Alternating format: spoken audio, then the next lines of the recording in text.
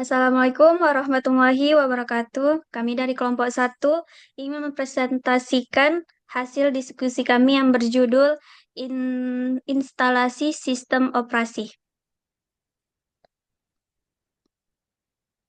Adapun pemateri pada presentasi kali ini, saya Azri Anggia Putri sebagai moderator, Firda Nabila sebagai pemateri satu, Hasanah Nur Aini sebagai pemateri dua, Franciscus Zulrikargea pemateri ketiga, dan yang terakhir Jaka Perdana sebagai pemateri keempat.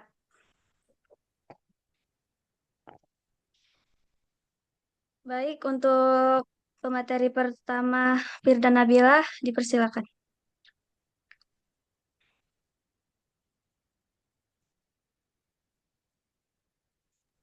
Baiklah, di sini saya akan menjelaskan yang pertama mengenai tentang pengertian sistem operasi atau disebut dengan SO. Sistem operasi atau SO adalah perangkat lunak sistem yang bertindak sebagai jembatan antara perangkat keras komputer atau hardware dan perangkat lunak aplikasi atau software. Nah, jadi fungsi dari sistem operasi ini mengatur cara kerja hardware ataupun software di dalam suatu komputer sehingga mereka bisa berjalan pada komputer tersebut. Next.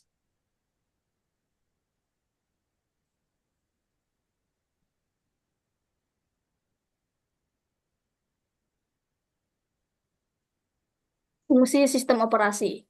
Berikut ini adalah fungsi dari sistem operasi. Yang pertama adalah manajemen proses, yaitu penjadwalan CPU, pembuatan dan penghapusan proses, dan sinkronisasi proses. Nah, di sini fungsi dari sistem operasi adalah sebagai manajemen proses dari suatu komputer tersebut. Dialah yang membuat dan menghapus proses serta mensinkronisasikan proses tersebut.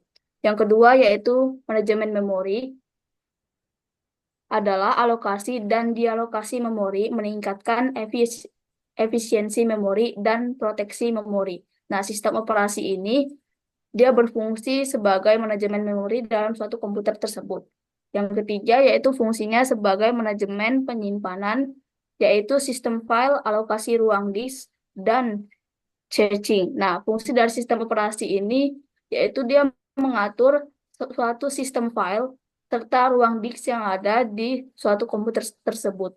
Yang keempat yaitu fungsinya sebagai manajemen input dan output, yaitu driver perangkat, buffering, dan spooling. Yang kelima fungsinya sebagai manajemen file, yaitu pembuatan atau penghapusan file yang ada di komputer, mengorganisasikan direktori, dan kontrol akses dari suatu komputer tersebut. Yang keenam fungsinya yaitu sebagai networking, yaitu protokol komunikasi, manajemen koneksi, dan sharing sumber daya dari komputer tersebut. Jenis-jenis dari sistem operasi yaitu ada Windows, macOS, Linux, Android, dan iOS.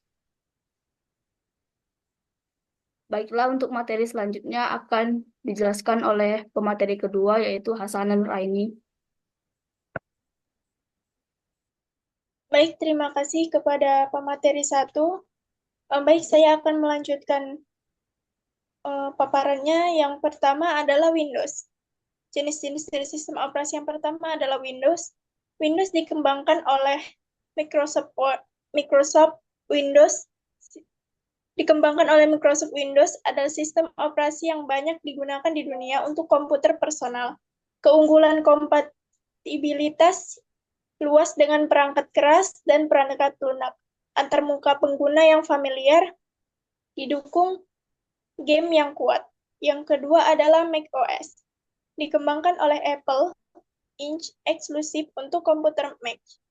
Keunggulan desain yang elegan, integrasi yang mulus dengan perangkat Apple lainnya, keamanan yang kuat, dan populer di kalangan profesional kreatif, pengembang, dan pengguna yang mengutamakan desain. Yang ketiga adalah Linux. Sistem operasi open source dengan berbagai distribusi atau distro. Distro populer termasuk Ubuntu, Fedora, Debian, CentOS, dan Linux Mint. Keunggulannya yaitu gratis. Sebagian besar distribusi Linux dapat digunakan tanpa biaya lisensi. Yang kedua, dapat disesuaikan. Pengguna dapat menyesuaikan tampilan, fungsi, dan fitur Linux sesuai kebutuhan mereka. Aman dan efisien. Linux sangat dihargai karena keamanannya dan stabilitasnya. Yang keempat adalah penggunaan sumber daya. Efisiensi dalam penggunaan sumber daya Linux seringkali lebih efisien dalam penggunaan RAM dan CPU. Jenis sistem operasi yang keempat adalah Android, sistem operasi mobile berbasis Linux yang dikembangkan oleh Google, mendominasi pasar smartphone global. Keunggulannya yaitu sangat dapat disesuaikan. Pengguna dapat mengubah berbagai aspek antarmuka dan fitur Android dari launcher, widget, hingga ROM custom. Keunggulan yang kedua adalah ekosistem aplikasi yang luas. Dengan dukungan Google Play Store, Android memiliki lebih dari jutaan aplikasi dan game yang tersedia untuk berbagai kebutuhan pengguna. Keunggulan yang ketiga yaitu open source. Karena bersifat open source, Android memberikan fleksibilitas kepada pengembang dan produsen untuk memodifikasi dan mengadaptasi sistem operasi sesuai kebutuhan.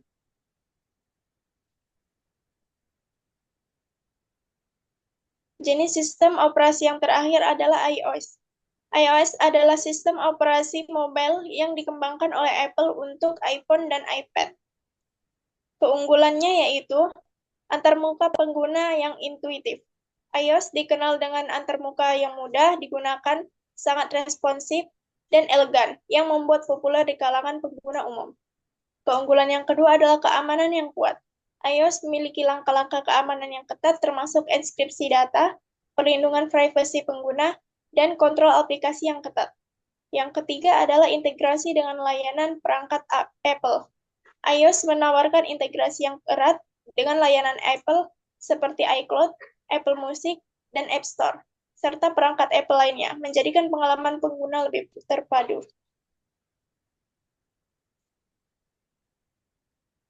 Panduan instalasi sistem operasi.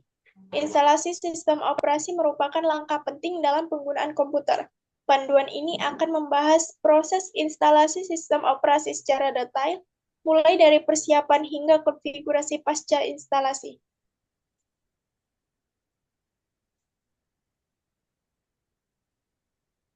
Baik, selanjutnya akan dilanjutkan oleh pemateri ketiga, yaitu Franciscus.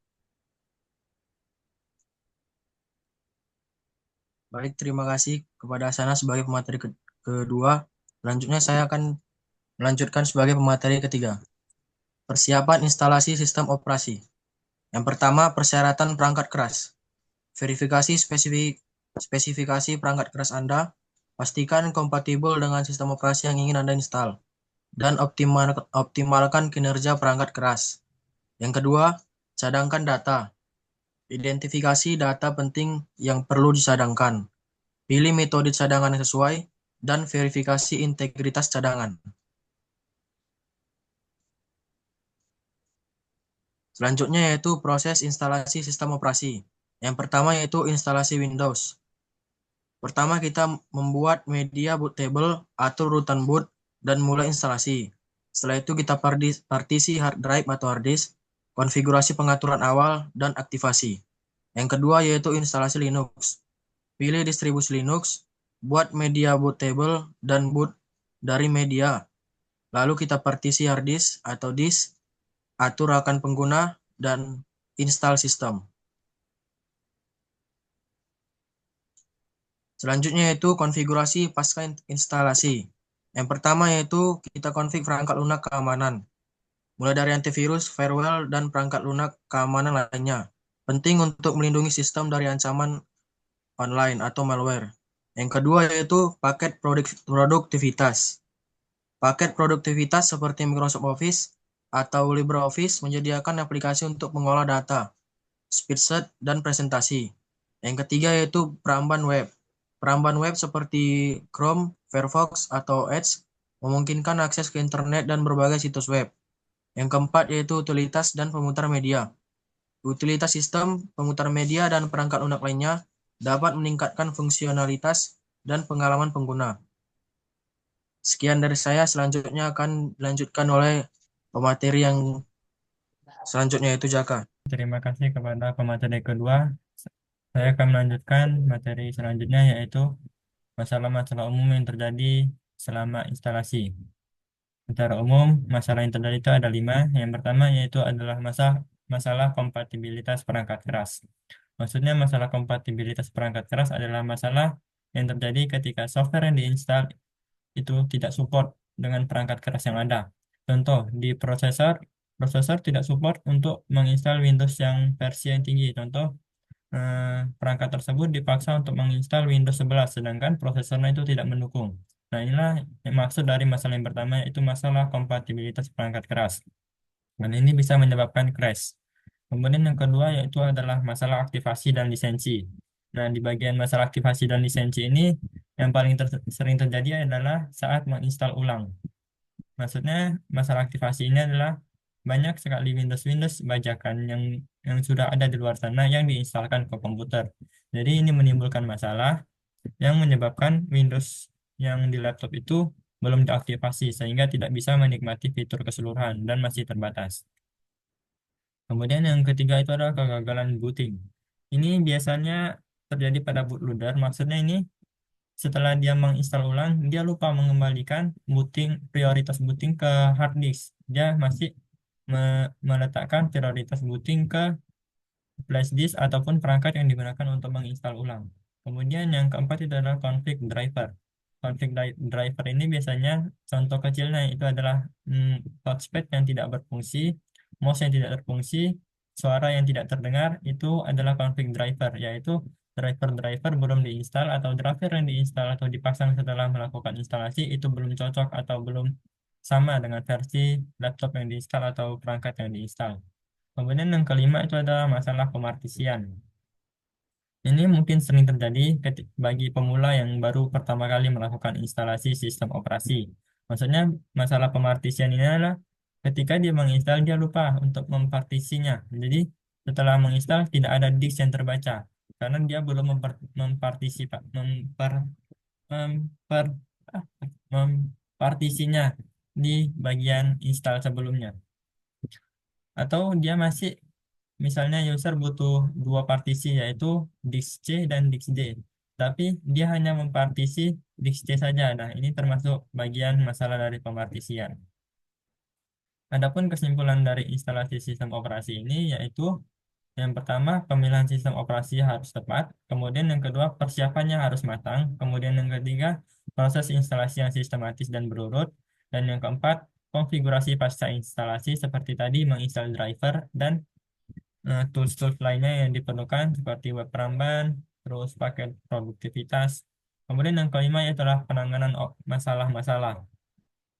Kemudian yang keenam, pentingnya keamanan. Dan yang terakhir adalah fleksibilitas dan pembelajaran berkelanjutan. Ya, baik, terima kasih saya sudah menyampaikan materi bagian pemecahan masalah umum dan instalasi serta membacakan kesimpulan. Saya kembalikan ke moderator. Sampailah penghujung presentasi hari ini. Terima kasih kepada pemateri hari ini yang sudah menyampaikan materi-materinya dengan baik. Lebih dan kurangnya kami mohon maaf karena kami juga masih dalam tahap pembelajaran. Semoga presentasi ke depannya kami lebih baik lagi. Saya tutup. Assalamualaikum warahmatullahi wabarakatuh. Waalaikumsalam warahmatullahi wabarakatuh.